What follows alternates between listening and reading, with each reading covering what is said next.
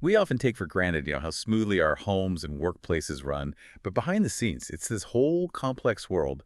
Today, we're really diving into property management. What does it actually take? Exactly. And we've looked at a ton of different stuff for this. Insights from places like Raleigh Realty, the Cooperator, REIQ.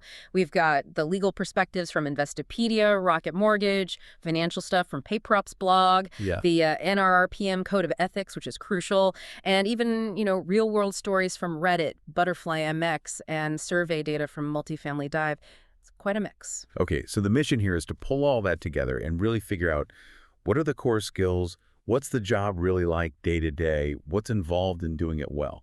So let's start right at the beginning. In simple terms, what is property management? Well, fundamentally, it's looking after rental properties for the owners, professionally managing them. That means handling, the day-to-day operations. Think maintenance, repairs, finding tenants through marketing, and a big one, making sure everything's legal and compliant. All right, so they're kind of the go-between, connecting owners and tenants, making sure it all works. Precisely. They're that vital link. And, people often forget just how varied the properties can be. It's not just apartments. You've got single family homes, condos, vacation rentals. It's all residential. But then there's commercial stuff too. Hotels, shops, offices, even industrial sites like warehouses or special places like theaters. Each one needs a different approach. Wow, okay. That's a huge range. So given that breadth, what skills are absolutely non-negotiable for someone in this role? Strong communication has to be top of the list. Hmm. Property managers are talking to people constantly, tenants, owners, vendors, everyone. You need to be clear, concise, good at negotiating sometimes, and just generally build good relationships. Makes total sense. If you can't talk about a problem, you can't fix it. What else? Organization. Excellent organization. You're juggling so many tasks at once. Hmm. Using digital tools effectively is key now, planning things out, coordinating across different properties, keeping really careful records. It's quite the balancing act. Sounds like a logistical nightmare if you're not organized. And I guess marketing plays a big part too, especially now. Oh, absolutely. You've got to attract good tenants, fill empty units quickly, and really show off what makes the property valuable. That means knowing the market, using online platforms well, being pretty data savvy now, too, looking at metrics to see what's working. And then there's the legal minefield. That seems like a whole different profession almost. It really is. Understanding landlord-tenant laws, federal, state, local, is critical. Things like lease agreements, rights, responsibilities. Like in North Carolina, for instance, the landlord has to keep the place safe and livable. The tenant, they need to pay rent and keep the place reasonably tidy. Knowing those specifics is vital. Yeah, you don't want to mess that up. And customer service. Dealing with people's homes must mean that's huge. Incredibly important. Serving tenants well, handling their issues professionally, quickly, prioritizing their needs, really. It builds relationships, makes tenants want to stay longer. Good customer service leads to better retention, fewer vacancies. You mentioned something interesting earlier, thinking like an investor. How does that fit in? Well, a good property manager understands it's not just a building, it's an investment for the owner. So they need to get things like ROI, market trends, maybe even suggest improvements that could attract better rent or better tenants. It's about maximizing that income, understanding the financials like occupancy rates and net operating income. Right, seeing the bigger picture financially. And tech. Everything's digital now, isn't it? It really is. Being tech savvy is more important than ever. Using property management software, things like AppFolio or Buildium for payments, maintenance requests, even understanding a bit of online marketing like SEO for listings. Real estate tech is moving fast. Okay, and the money itself. Someone's got to handle the rent, pay the bills. Absolutely. Solid money management skills are fundamental. Collecting rent efficiently, tracking every expense carefully, making sure the property is actually profitable, understanding basic accounting, using the software right, and like we said, keeping good tenants, that retention piece, it directly helps the bottom line. Less turnover, lower costs. Now, even with all those skills, stuff goes wrong. Unexpected things happen. I imagine patience and flexibility are pretty key. Oh, definitely. You need a lot of patience for things like late rent, tenant complaints, unexpected repairs, and flexibility, too. Things change the economy, local regulations, even natural disasters can impact properties. You need to adapt, stay empathetic, and keep building trust. And it sounds like you can never really stop learning in this field. That's right. Professional development is ongoing. The industry changes, laws change, tech changes. So staying updated through, webinars, reading industry news, it's all vital. And companies need to invest in training their teams too. Okay, wow, that's a serious list of skills. Yeah. But what does it actually feel like? Is there such a thing as a typical day? Huh. That's the thing. Ask anyone in the field, and they'll likely say no. A truly typical day. It's kind of a myth. You wear so many hats.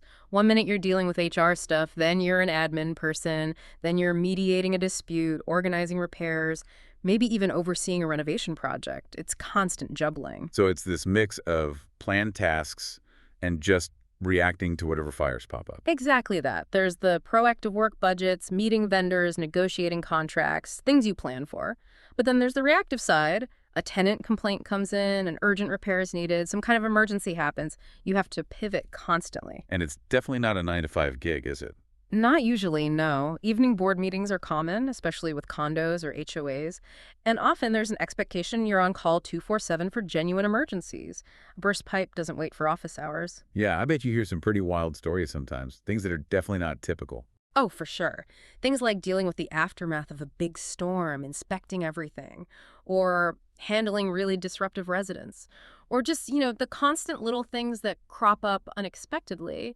A more routine day might involve emails, coordinating maintenance, maybe some marketing for empty units, property checks, tenant calls. But yeah, surprises are always part of the package. Certainly sounds like it comes with challenges. Yeah. What are some of the toughest parts of the job?